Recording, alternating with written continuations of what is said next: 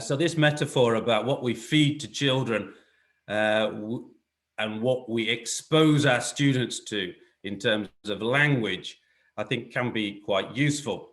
So what type of text are we exposing our students to? I've categorized the text into these 4 types, and we'll look at each one. First of all, I'm going to define them because I really don't like presentations where people don't define the words, especially in ESL, because there's an awful lot of words which are used in different ways, and maybe one person's talking with a different definition. So let's quickly define each text type. We'll start here. We'll start with restricted. What is a restricted text? A restricted text is 100% teacher created. So it's specifically written for the classroom. It's often unnatural English, and it's designed to practice grammatical patterns or expressions. An extreme case would be something like, I am walking, I am running, I am drinking, I am sleeping. Okay, we're practicing the be verb plus the ing pattern. So that would be an extreme case and a very restricted text. You could put those into a paragraph, but still an abnormally large number of be verb plus ing patterns are appearing in that paragraph or that text. So this is what I'm terming a restricted text. I'm sure we're all familiar with those and we can all imagine those. Let's go to the next one, adapted, an adapted text. An adapted text is an originally authentic text that has been changed to provide comprehensible input and a model of English.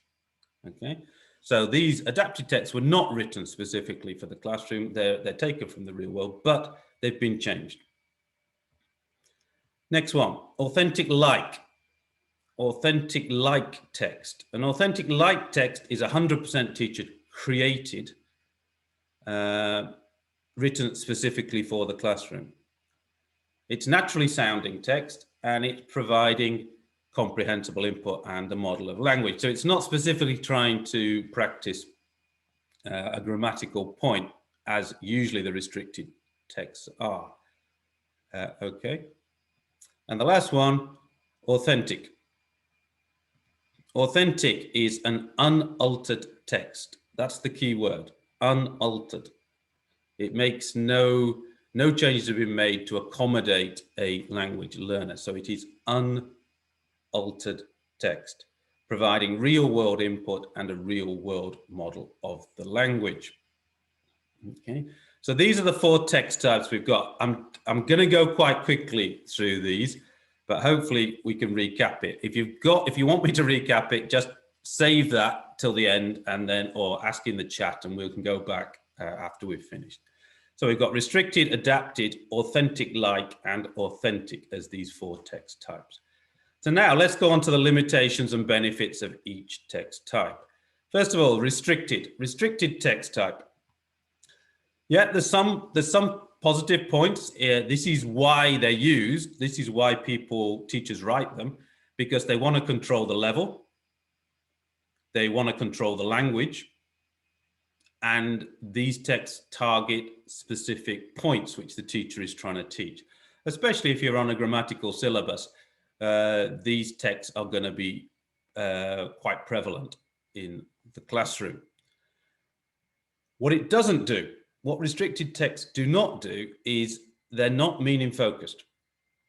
Okay, so they don't provide a meaning focused input to our students. They're not exposing them to that type of input.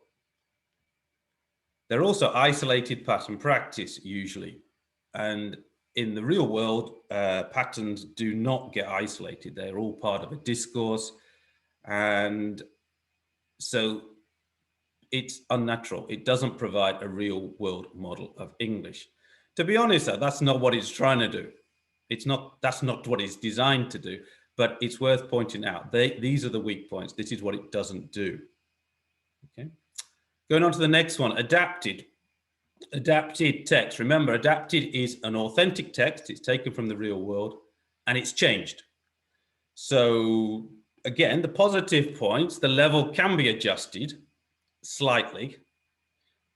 Specific vocabulary, like idioms, idiomatic phrases, which we think might be difficult for you, they can be taken out. And it maintains features of authentic English. And I put maybe in brackets there. Maybe because if you take out certain vocabulary items or idiomatic phrases, or if you start shortening sentences or splitting sentences or changing clauses into full sentences because you think it's going to be easier for your students to understand, it maybe stops maintaining the features of authentic, especially spoken English.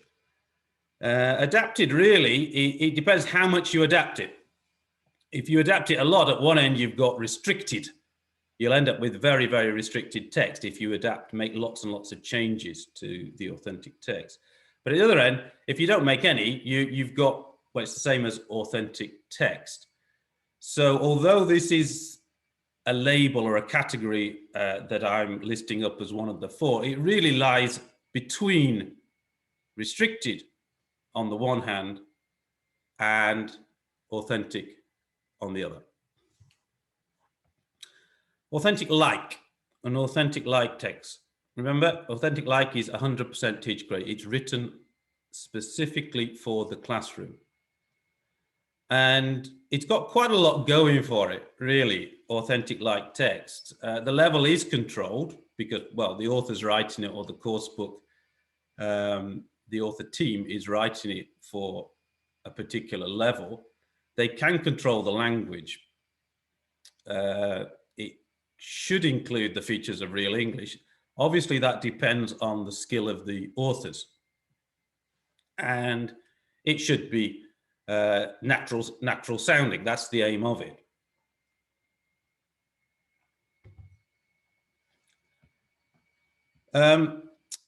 So with all these things going for it, it's not surprising that a lot of textbooks, including ones that I've written, generally use authentic like material. We are specifically given the job to write material which matches a certain level, certain controlled language, but we're trying to include the features of real English, and we're trying to make it sound as natural as possible. And Waters, 2009, points this out, that he did an analysis of a lot of textbooks at the time. He was specifically, I think he was commenting on Headway was one of them. And he said the use of pseudo-authentic or especially constructed texts has become something of a norm in modern textbook design. Okay, you can see the date there. It was 10 years ago. But basically saying authentic like material is the norm. So if reps come to your institution and they are promoting a certain book, you can ask, is this authentic like, is it authentic material? These are the type of questions probably you should be asking, because then you can decide, does it match the aims that you have for your particular students? So what's the problem with it? Authentic like doesn't seem to have any issues, but Waters carries on, and he carries on to say that the language, while naturally sounding, lacks the idiomaticity. It's not a word I'm familiar with. It lacks the idiomatic phrases, idiomaticity, and complexity of normal native speaker discourse. So he's arguing that, yeah, these authors are having a go. I think it does depend on the author, but generally they are producing authentic like material, and it does sound reasonably natural. But his argument is that it's still, because it's created for the classroom, it lacks the complexity and it lacks the idiomatic phrases, which are so common in spoken native speaker discourse. I think what he's talking about, especially, is scripted authentic like material. Okay. Scripted, as you could imagine, is the authors write the dialogue out, and then they pass the dialogue on to actors. and then the actors learn the script, and then it's recorded for textbooks and to make videos for textbooks. So the whole thing is scripted out. If it's scripted, as Thornbury points out here, it may not recognize that the difference between written English and spoken English. So I'll just read this out. As opposed to authentic written language that's organized in sentences, authentic spoken language is usually organized in clauses. So longer utterances are often a series of clauses joined by words like and, but, and so. So basically, the characteristic of written language is different from the characteristics of spoken language. So when we talk about English, we should be more specific than that. Are we talking about spoken English, or are we talking about written English? And written English tends to be organized on the sentence level, and the spoken English, especially longer utterances, are these clauses joined together, a series of clauses. Okay, so if you imagine if an author's scripting it and they're not particularly experienced, they may script it writing sentences out, and then they pass that off as spoken discourse. Well, it's not going to have the characteristics of native speaker spoken discourse if that's what they do. So I would suggest that rather than scripted, if we're going to do authentic like, or if you're going to create materials, rather than script them, semi-script them. Okay. Semi-script means you would use something like a picture, a series of keywords, a diagram, something you are looking at something as a prompt, but you're not actually scripting the whole text. And in that way, you're more likely to get the features, you're more likely to get these clauses linked together. You're more likely to get the other features of spoken discourse.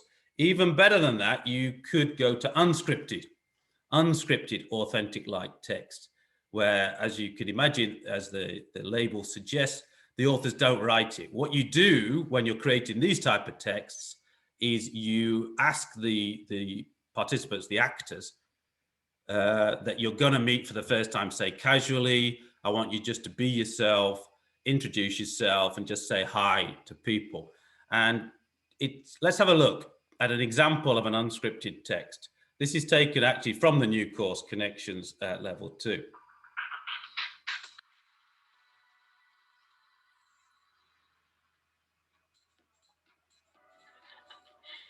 Oh, Mark, let me introduce you to my friend, Faiza. Oh, hi, Faiza. How's it going? Good, how are you? I'm doing fine, thanks. I'm trying to blend in. She's actually from the Toronto office. Oh, what's your work in Toronto office? Oh, I work in the sales department over there.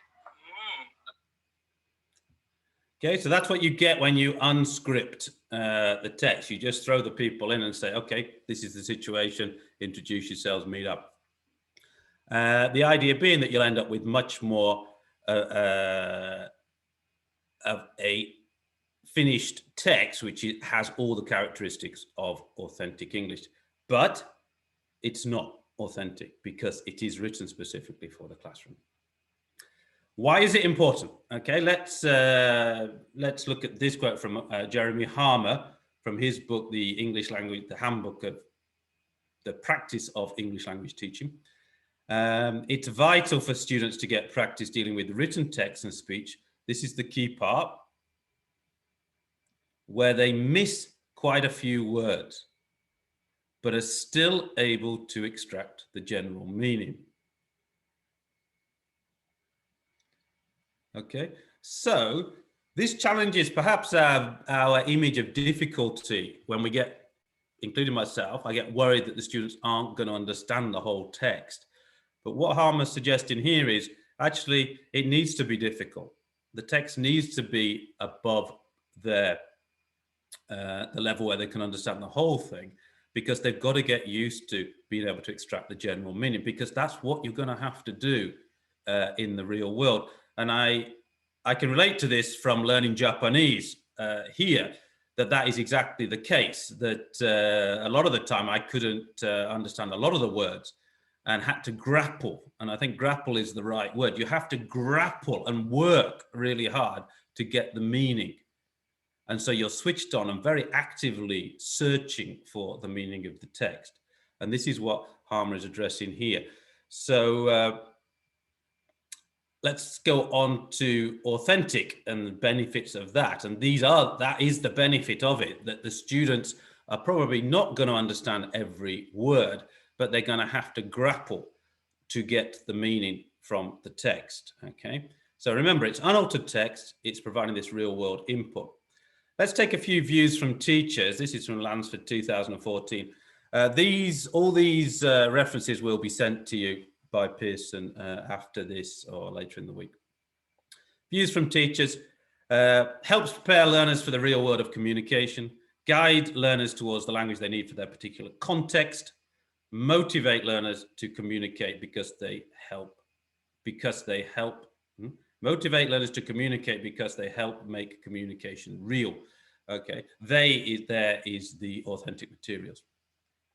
So the first one, help prepare learners for the real world. This is the important thing. This is the aim of what we're trying to do. We're trying to get the students ready and prepare the learners to they're not just learning English for classroom use. They're learning English to get outside the classroom and use it in the real world. The second one, the context, is particularly mentioned. We're going to talk about context later on in more detail. The third one, motivate. Big point, as we all know, without motivation, it doesn't matter what methodology you use, you're not going to get very far. And makes the communication real. Okay.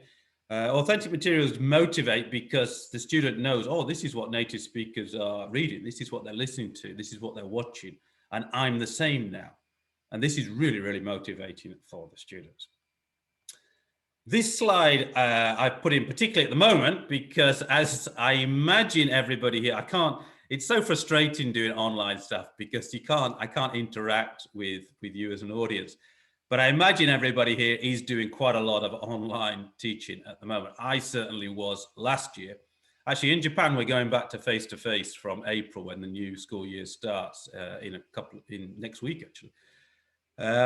But we are doing a lot of online teaching. And point number one here, authentic English exposure must come from the materials. If you are teaching online and if your students are not in the UK or Canada or the English-speaking country, where is the exposure going to come from? The only place is from the materials, because when they go outside the classroom, they're not going to get it. So in this current world we are in, this COVID-19 world, I think the materials become even more important than they have been previously.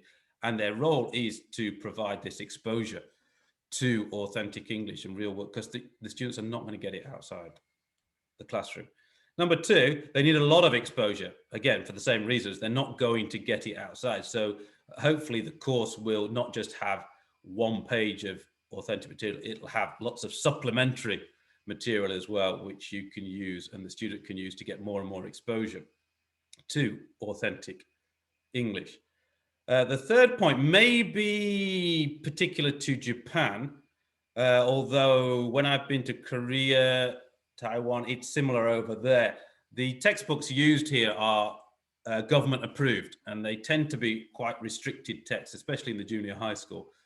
And so any book which uses authentic material is going to contrast with what they've been previously used to, and that'll be good for the students to be exposed to this different English, the authentic English, rather than these restricted text, which is possibly for a lot of students is the only type of text they've seen.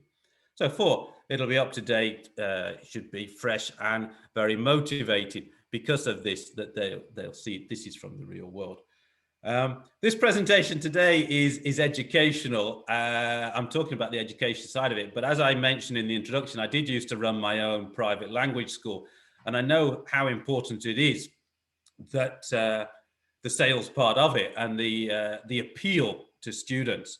So I think in this current world where there's a lot of things we're fighting against, it's made it very difficult, this COVID-19 situation, to run, especially private businesses. And we're all trying to find ways to do it. But I think offering authentic materials is definitely one really positive way that we can move forward. Okay, so the benefit summary exposes students to English used in the real world. That's the biggest one, probably. Challenges the student. Okay, I said grapples was the word, grapples to get the meaning. It's relevant as it's from the real world. It should widen the horizons, depending on if they've done the authors and the course book people have done a good job selecting, and it will motivate. It naturally motivates because it's real. Okay, the third part, and this is the last part of this presentation, selecting the authentic materials. If you're going to do this, if you're going to do it yourself as a teacher or a program coordinator, two things you need to be aware of when you're using authentic materials. That when you move authentic materials from the real world and you move them into the classroom, there are changes to the text content. Context is going to happen. The context is the audience and the place. There's also changes to the communicative purpose is also going to happen. We're going to look at each one individually from now. So if you're not clear on the definitions, that will hopefully become clear. Let's look at the context, the text context first, the audience and the place. Okay, so the first point I want to make is the classroom is not the place the text was written for. And the second point is the students are not the audience that the text was written for. So this is unlike authentic light material or restricted material, which is written specifically for your classroom. The classroom is not the place, and the audience, the students are not the audience. The intended, the original audience, this text was not written for your context. It was written for a different context. And therefore I've stuck this mind the gap sign on it because there is a gap. The changes of the context are unavoidable by definition. Authentic materials are from the real world. They're not written for the classroom. So there is a gap. There is a difference between the context where they were originally written for and the context that you are teaching in. There's two questions. One, does it matter? Well, that's something we have to decide as teachers. And the way to decide it is to look at the relevance. Is the relevance of the text maintained? I'm going to look at three examples to try to help you understand what I'm talking about here. Okay, example one. Last night I was talking to my mum, and my mum's in the Women's Institute. That's what the WI is, the Women's Institute. And she was writing an annual yearly report for this Women's Institute. And that is an authentic text. It would be. If I copied that and gave it to my students, it would be an authentic text. But the context, the audience is slightly older women in South Manchester who are all members of this very small community called the Women's Institute. And therefore, this text, if I moved it from that context into my context, teaching young adults, young Japanese adults, I would suggest the gap is too big. So it's definitely a mind the gap situation. And the relevance of that text is going to be lost probably because number one, they probably don't even know what the Women's Institute is. And they're probably not interested in a yearly report. Okay. Number two, children's nursery rhyme. When I read children's nursery rhymes when I read children's nursery rhymes to my children, they loved it. They loved it. It's authentic material. But if I took that into the classroom, obviously the audience is different, the age is different, and therefore there's a gap. There's a gap again. And if this gap's too big, the relevance is missing. Okay. If my students here, we do have a department which is about teaching, teacher training for kindergartens. If so, this may be relevant, but this is the decision as teachers we have to make. The last one, the New York Times report. Well, this is better because it's written for a general audience. So that's more likely the context it was intended for is going to include the group of students that you're teaching. And the subject, I chose the British royal family because it seems to be a bit of a hot topic at the moment. Some people hate it, some people love it. So example 3 probably would be okay to be included because the context is close enough, or it's understandable enough, and it would it would maintain this relevance to our students. Okay, I've got two more things to talk about, and that will end this presentation. Communicative purpose of a text and difficulty. So communicative purpose of a text, communicative purpose. Basically, this means, why was the text written in the first place? All texts or videos, when they make them, post them on YouTube, there is a purpose behind why they were written or why they were recorded, why somebody's talking. So we should consider, why was this, when I say text, when I'm using text, I'm using text to mean audio text, video text, written text, okay? Any sort of text has a communicative purpose, the reason why it was written in the first place. And as teachers, we need to compare this to the pedagogical task, so the educational task, the task which we're setting in the classroom, this pedagogical task.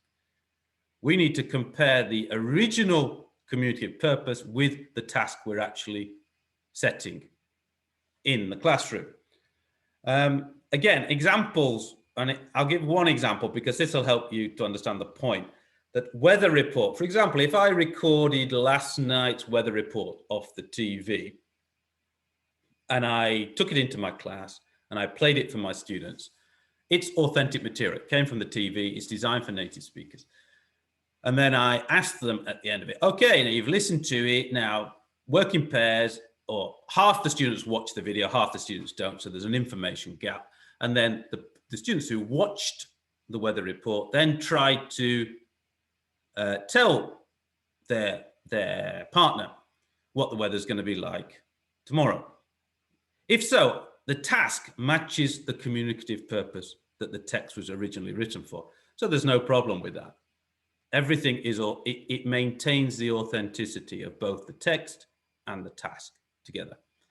However, if I gave the same weather report, this video weather report, and said to my students, okay, listen to this and please count how many times you hear the word the definite article the, okay? Is it 5 times, 10 times, or more than that? Okay, I know it's an extreme example, but then the text is still authentic because I recorded it from the TV, but the task isn't. The task has moved away from the original communicative purpose of this text. And then I would suggest it's lost authenticity because your task has moved, in that case, too far away from the original communicative purpose. Okay, the last point today, difficulty level, just checking the time, yeah. Difficulty level. The overall difficulty level, the point I want to make today is just one point on this, that a lot of, when I do teacher workshops, people tend to view the difficulty by looking at the text and just looking at the text. So flicking through the text, this is too difficult for my students, or this is way too easy for my students, okay? What I want to say is the overall difficulty level of a lesson or a unit is the text difficulty plus the task difficulty. So when we're looking at materials, or when I'm involved in writing them, I have to judge the overall difficulty of something for the student. Is it doable or not doable? And it won't just be the text. It depends what task we put on it. For example, if I have a very difficult text and a very easy task, for example, an easy task would, okay, listen, watch the video, and then tell me roughly what do you think the topic of this video is. For example, that would be an incredibly easy task. But the text might be quite difficult. The student's not going to understand every word, just like Harmer was talking about earlier on. But it's doable, and the student will succeed at the task. Okay, so the overall difficulty level is this text difficulty plus the task difficulty. And like I just said, this is it. They will miss quite a few words. But while they are succeeding at the task, they are being exposed to authentic English, which will prepare them for the real world outside. Okay, well, that's my presentation. And as I've wrote here, I'm happy if, hopefully, during this presentation, I know it was pretty quick that we went through it. Hopefully, you are now able to define authentic materials. You know the difference between authentic and authentic-like. So authentic is unaltered from the real world. Authentic-like is teacher-created, but to try to sound natural. You understand the benefits of using authentic material. We talked about certainly the online and EFL world as well. You understand how context relates to the relevance, okay? Remember, my mum's Women's Institute yearly report is too far removed, okay? The context is too different from my classroom, so the relevance will probably not be maintained. You are hopefully beginning to reframe difficulty in terms of text plus task. And also the idea that the students don't need to understand everything, but they do need to understand enough to successfully complete the task. And you understand communicative purpose of a text and how to, I can't see it because it's covered, and how to how to successfully complete it. What does it say, Cindy? And how this relates to pedagogical tasks. How it relates, sorry, it's covered up by some bars come up on my computer. How it relates to the pedagogical task. So yeah, if the pedagogical task, the task we set in the classroom matches the original community purpose, then the authenticity is preserved. If it doesn't need to. There are reasons why you might set different tasks. Don't get me wrong. I'm not saying you need to definitely stick with but if you do, you've definitely maintained the authenticity of the whole thing. But if you move away from it, you need to be clear why you're setting that particular task. Okay, Cindy, that's it. Well, thank you very much for that, John. It was very insightful. If anyone has any questions, please do use the chat box at the bottom of the screen. I already see a question here from Marina. Can you please suggest some authentic material books for intermediate level?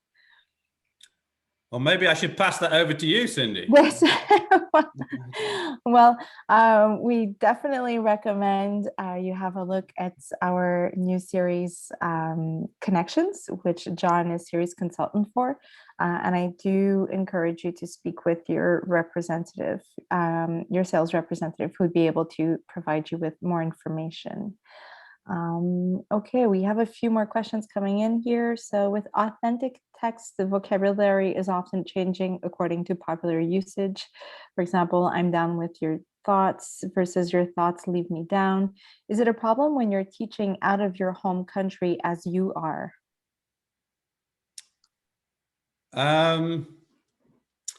Is it a problem?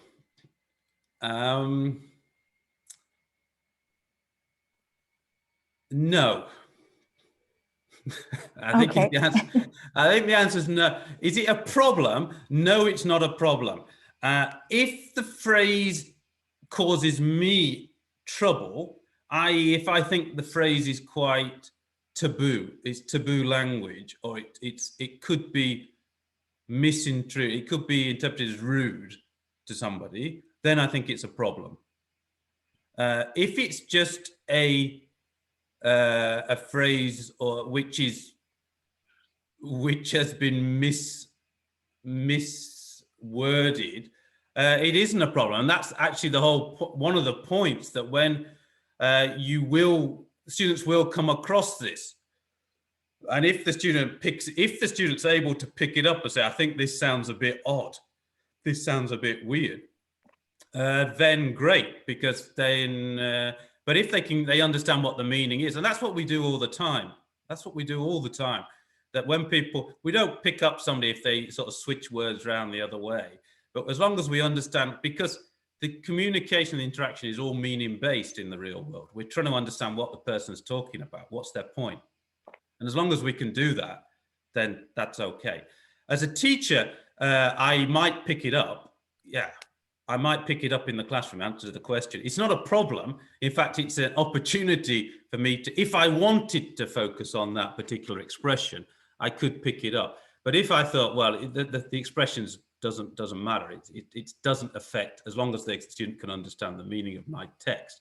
And as I said, as long as, the important thing is, can the student successfully complete the task? And if they can complete the task, I don't need to focus on it. But I wouldn't be against focusing on it if I thought that might be useful for the particular student. But you know, as teachers, we have to decide that on the basis of individual. Is this student at that level where they can understand that? Is it useful at this particular moment to teach those particular? And that's why teaching is such an interesting job, because we have to make those decisions all the time, and today is different from tomorrow in the classroom. So answer to the question, no, I don't think it's a problem, but we do have to think about are we going to focus on it, or are we not going to focus on it when we hit those things, because they will occur probably in authentic material, correctly said. Okay, we have another question here from Carlos Medina. Given the fact of world Englishes, shouldn't we think in terms of authentic Englishes, not only authentic English? Yeah. Yeah. Of course, there's all sorts of different Englishes, and I could use the word Englishes just as I've used the word English. This is the thing when you write courses, course books, the editors and the authors have to decide what English they're going to put in it. And generally now, most course books, they try to be neutral. So they try to include all sorts of different Englishes in their course book to, sorry, I forgot who asked the question, but like you said, to try to expose the students to a variety of Englishes. So this is another thing, when you look at course books, you can ask this to the reps, you can ask what type of Englishes are used, what type of authentic material, what type of English are included in the book.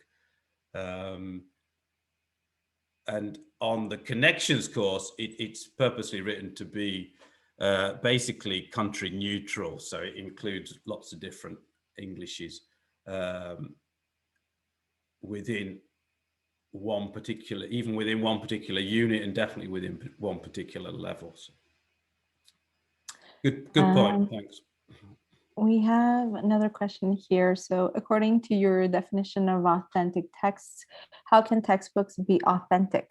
I rarely use textbooks, sorry.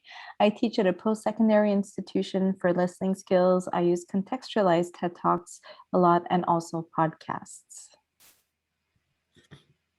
Yeah, so do I. I use TED Talks in my class as well. So I'm not sure. Can you just read the first bit of that question again? Why? Absolutely. So according to your definition of authentic texts, how can textbooks be authentic? I rarely use textbooks. I teach at a post-secondary institution for listening skills. I use contextualized TED Talks and also podcasts. Okay, well, the textbook, an authentic textbook, I think maybe that's not the way to phrase it. It's a textbook, and a textbook is a textbook, okay? It's been written for the purposes of teaching English. It's what material is included in the textbook is the key point. And if I put the TED Talk, which I use with my students in my discussion class, I do exactly the same thing as the person who asked this question. If I use that TED Talk in the textbook, that's where the authentic material can be included. And that's basically what I imagine the person who asked the question is doing. And the same as me, I give the link to students for the TED Talk, and then they watch it before the class, and then we have a discussion in the class. Now, that can be included in a textbook, and that's what will be included in textbooks which have authentic material. And I've been through all the levels of level 1, 2, 3, and 4 of connections.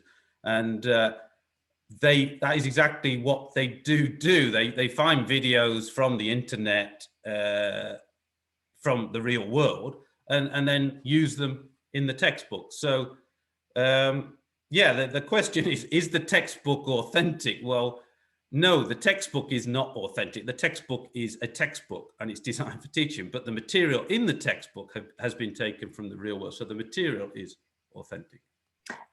Just to add to that, so the person who asked the question is Sumana, and Sumana added saying, correct, it's the material that counts towards authenticity.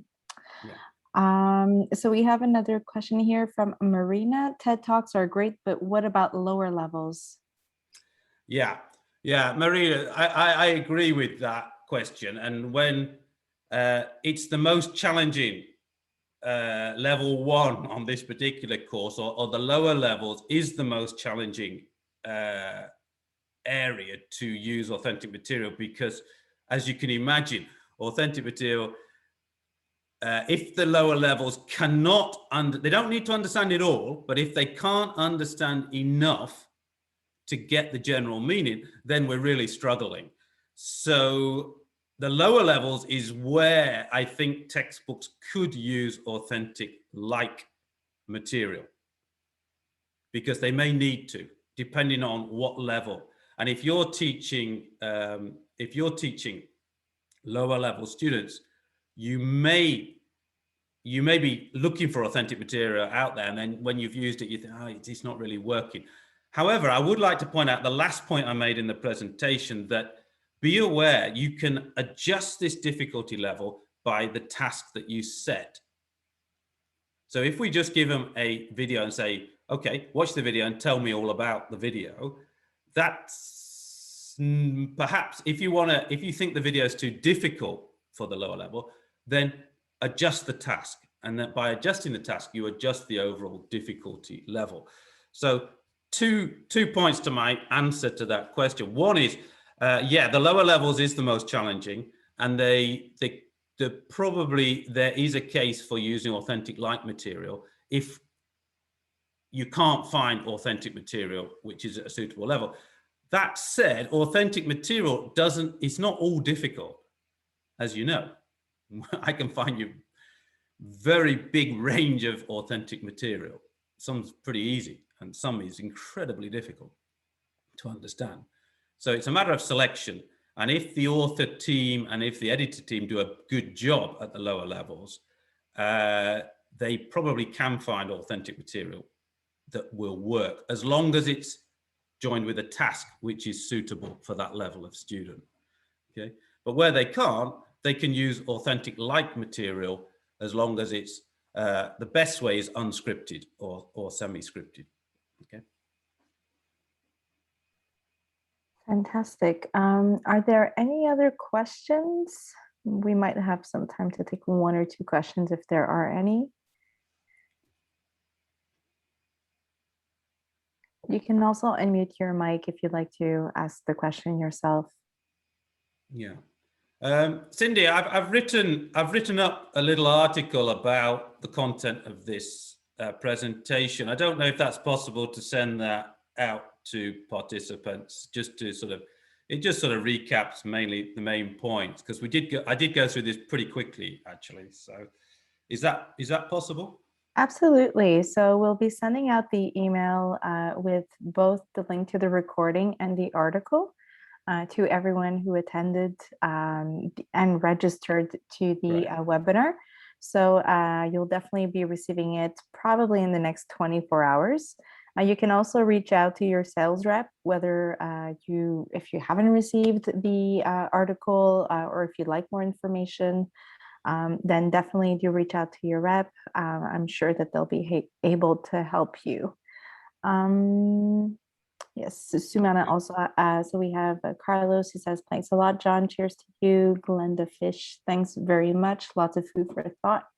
And Sumana, right, same task text can be adapted for different levels. There you go. Well, Thank you again, everyone, for joining us. I hope this was insightful for everyone and that everyone has something to think about today. Again, if you do have questions, do reach out to your sales rep and do keep an eye out for your in your inbox for perhaps the next webinar.